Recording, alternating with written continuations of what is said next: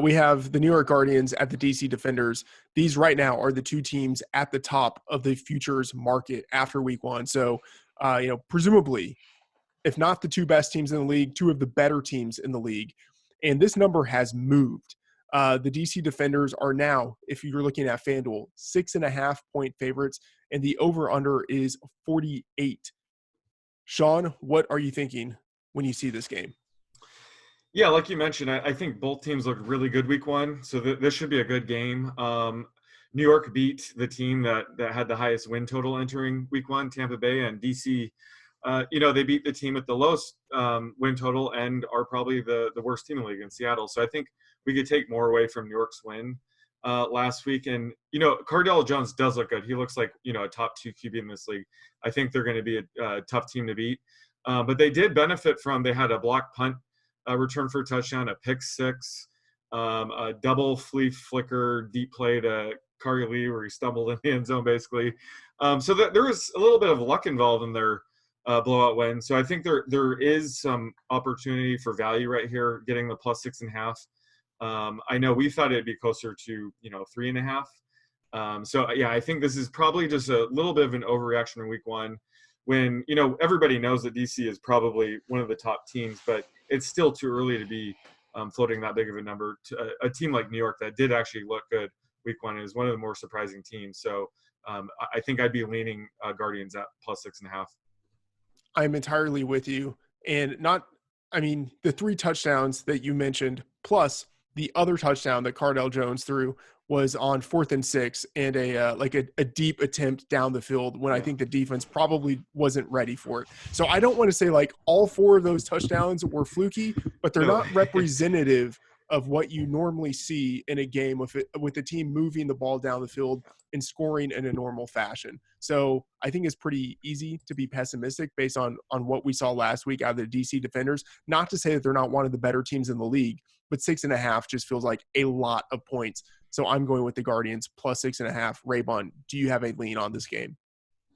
Yeah, I like the Tampa Bay heading into week one, and I was dead wrong. And I think one of the biggest factors that was so difficult to weigh heading into that first week was defense. And when I look at the Guardians defense, the New York Guardians, I was impressed. They held Tampa Bay to 3 points. They were able to limit them from, turning yards into points. And I think that's key. And I think, as you guys kind of hit on, I love the Guardians plus 6.5. And I think they're, DC is going to be overvalued because no one knows how to really get a grip on defense. So everyone's just kind of looking at the offenses still. But, this defense, totally different than Seattle, who I think we all agree is the worst team in the league. So Cardale Jones, 10.2 on DraftKings, a little overvalued for me. And I think the other interesting thing was just looking at some of the rotations, like the running back rotation. So for New York, Tim Cook, 27 snaps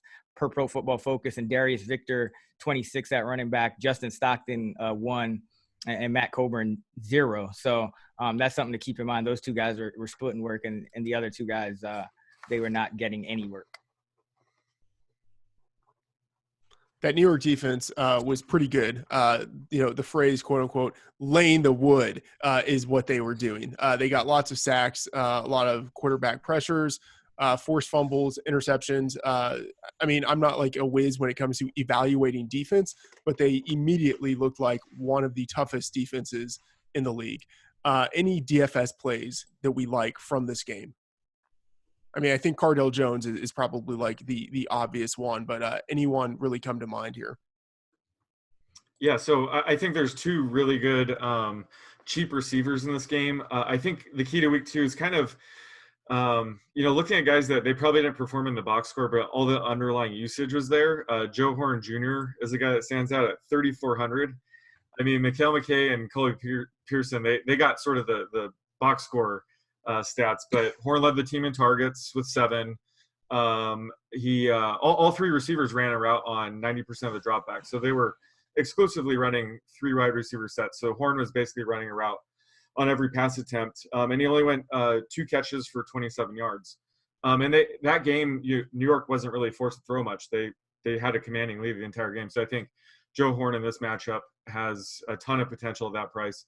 on the other side of the ball, almost the same thing with Malachi Dupre, who's actually banged up. So we have to monitor his stats this week. But he only went 2 catches for 14 yards, despite leading the team with 84% of routes run per dropback. So he's another guy that has a ton of potential just by being on the field.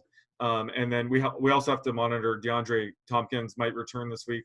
So the DC, just the wide receiver depth chart could get, shaken up a bit this week. So we have to be careful with that. But Dupree's super cheap at 4,500. And, if you're getting a guy that's leading the team in routes run, that's a ton of value.